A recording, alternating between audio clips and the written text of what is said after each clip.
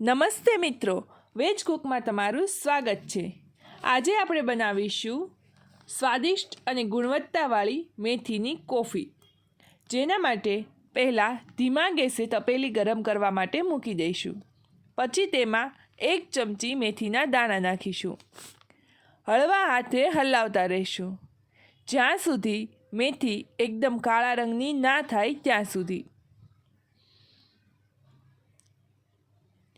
મેથી એકદમ કાળા રંગની થઈ ગઈ છે। હવે તેમાં 1.5 ગ્લાસ દૂધ નાખીશું।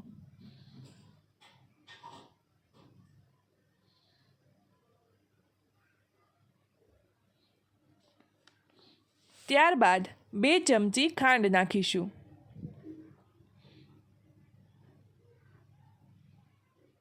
હવે ગેસને ફૂલ કરી દઈશું અને ઉફાળો આવવા દઈશું।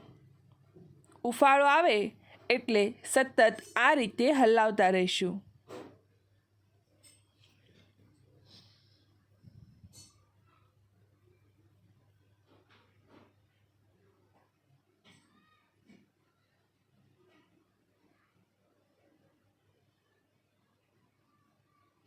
તો તૈયાર છે આપણી મેથીની કોફી, જે સ્વાદમાં એકદમ કોફી જેવી જ લાગે છે।